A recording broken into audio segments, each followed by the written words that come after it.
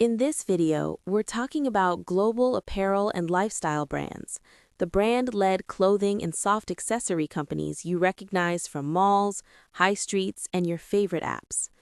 These are companies that design the products and control the brand and customer experience, but usually outsource most of the manufacturing to textile mills and garment factories. They sit right at the consumer-facing end of the value chain, just above retailers and very close to you and me as end customers. Upstream, they rely on mills, factories, and logistics providers to turn designs into physical product and move it around the world. So when you think about this block, think of the names on the label, the look and feel of the brand, and the way you experience it in stores and online, not the factories in the background that actually cut and sew the garments. Inside this block, you'll find several types of businesses. There are global and regional casual wear brands selling t-shirts, denim, dresses, workwear, and loungewear.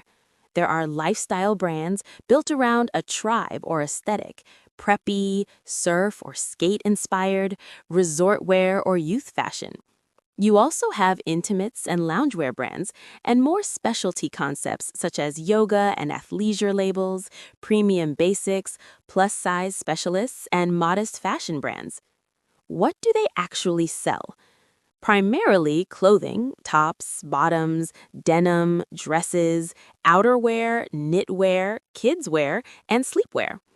Around that, they add soft accessories like bags, scarves, hats, socks, underwear, and small leather goods. Many also add lifestyle extensions such as fragrances, homeware, and small gifts to extend the brand into more parts of the customer's daily life. Most of these brands sell through a mixed channel model. They may use wholesale to department stores and multi-brand retailers, run their own stores and outlets, sell directly through brand websites and apps, and appear on marketplaces as an extra reach channel.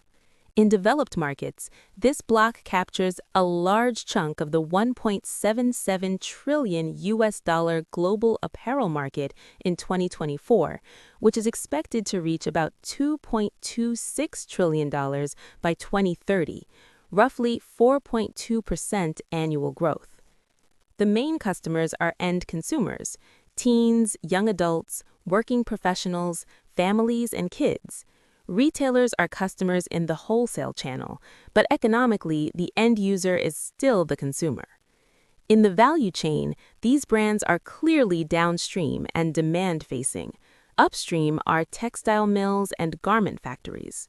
Side by side, you have footwear and sportswear brands, off-price and value retailers, and online fashion platforms that can act as partners, competitors, or both. To make this concrete, there are many illustrative listed companies in this block, across regions and positioning, and these are examples, not stock recommendations. Lululemon Athletica focuses on premium athleisure and yoga with strong direct-to-consumer stores and e-commerce. Ralph Lauren is a global lifestyle brand built around a classic American luxury aesthetic. PVH owns Calvin Klein and Tommy Hilfiger and sells through wholesale, retail, and online. Abercrombie & Fitch runs youth and young adult lifestyle brands through malls and online. In Europe, H&M Group operates global fast fashion and value concepts. Inditex, owner of Zara and other concepts, runs a vertically integrated fast fashion model with strong design-to-store speed.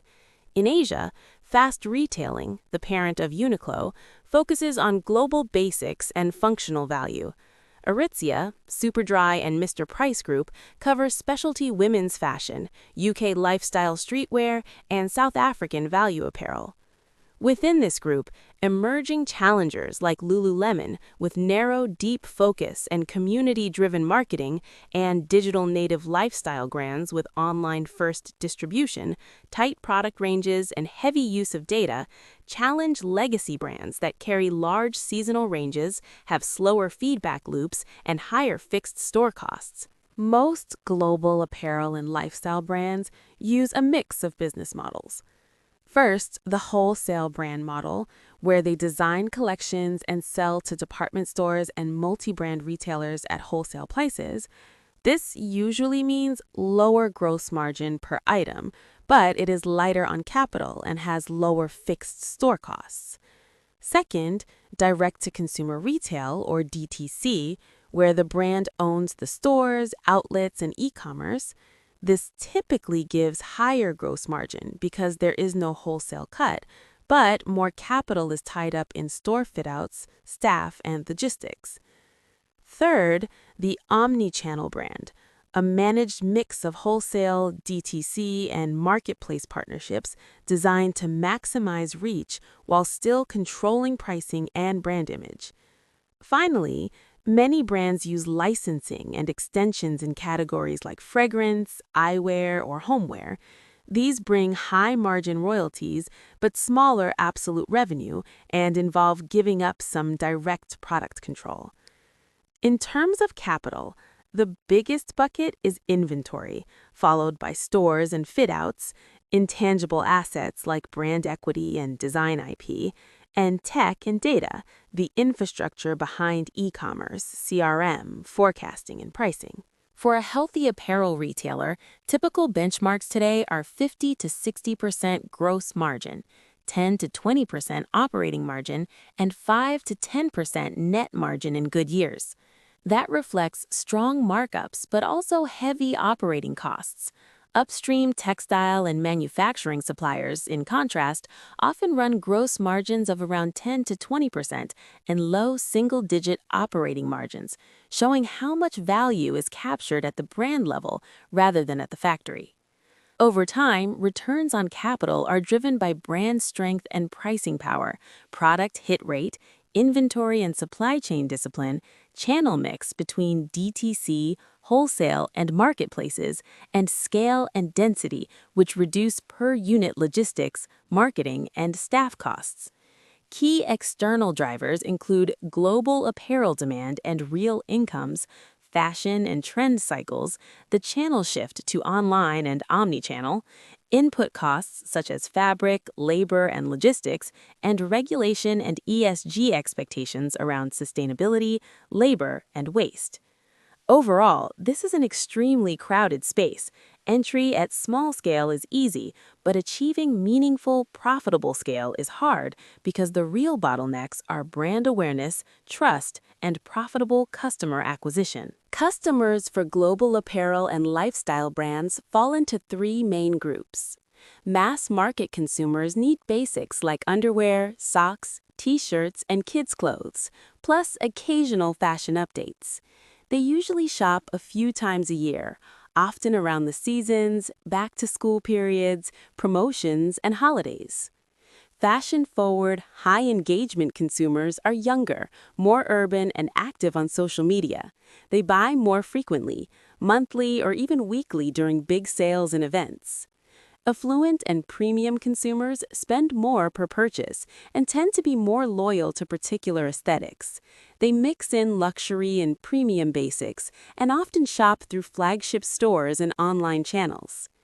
People buy from this block for daily wear, work, events, the gym, vacations, gifts, and feel-good purchases. Online purchase frequency can range from a few times per year to monthly for loyal customers. Once they trust a brand's sizing and quality, they often repeat buy basics and favorite fits. Loyalty programs, apps, and creator collaborations deepen engagement. But fashion is not a utility, so bored or financially stressed consumers can pause or switch. If we zoom in to a typical order, fashion e-commerce benchmarks show an average order value globally around $80 to $150, with many benchmarks near $100, depending on market and segment. If we take that $100 order at a mid-market brand and assume a 50 to 60% gross margin, the brand keeps $50 to $60 of gross profit after product and direct costs. After overheads, marketing, distribution, and admin, net profit on that order might be just $5 to $10, even for a healthy brand. So each order has attractive markups, but fixed costs and customer acquisition eat into that, which is why inventory and discounting discipline are so important. Consumers also face huge choice. Global chains like Zara, H&M, and Uniqlo, national and regional brands, local boutiques and private labels, global platforms, and ultra-fast fashion apps. From the shopper's point of view, choice is almost infinite, keeping pricing competitive and raising the bar on differentiation and storytelling. On growth, global apparel revenue is expected to grow around 4 to 5% a year this decade, driven by mix and price in developed markets and by new branded customers in emerging markets. Global apparel and lifestyle brands are clearly cyclical and discretionary, though there is a basic needs floor. If disposable income and employment rise, consumers feel more confident upgrading wardrobes, trying new styles, and buying at full price, and brands see higher same-store sales and better margins.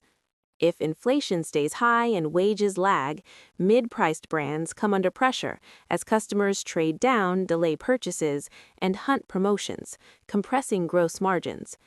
If interest rates stay elevated, indebted households cut discretionary spend, and brands may reduce store openings and capital expenditure. If input costs like cotton, fabric, wages, or freight rise sharply, gross margins shrink unless prices can be raised, and brands without strong equity may not manage that without losing volume. Behaviorally, basics are quasi-essential. People may trade down but still buy, while trend fashion and party wear are easy to postpone. In downturns, people stretch wardrobes instead of cutting to zero. Heavy discounting can train customers to wait for sales, and shoppers anchor to price ladders, like $30 for a basic tee versus $80 for a premium tee, making sudden, unjustified price hikes risky. Overall, this block is more cyclical than the broader market, but less cyclical than very high-ticket discretionary categories like cars or luxury watches. Looking ahead, the near-term 1 to 2 years remains steady. Global apparel grows low to mid-single digits. Hybrid wholesale/DTC/marketplace models persist. Weak mid-tier mall brands and overstored players keep shrinking, and pure online DTC brands with poor economics may consolidate. Online and omni-channel penetration keeps rising, driven by data-led merchandising and marketplaces. Over the medium term, 3 to 5 years, the sector stays a roughly 4 to 5% CAGR market. The mid-market polarizes. AI and tech embed across design and forecasting, sustainability and regulation strengthen, and stores evolve into experience and service hubs. Longer term, 7 to 10 years, branding and global sourcing still matter, but seasonal calendars shift toward continuous data-driven drops. Mass discounted, weekly differentiated brands may fade or be acquired, while lifestyle ecosystems, circular models, AI-native brands, and regionalized production gain traction. For investors, frame it in scenarios: an upside with 4 to 6% growth in mid-teen margins, a base with 4 to 5% growth in stable returns, and a downside with low single-digit growth in margin pressure where value accrues to resilient basics, activewear, uniforms, and circular players.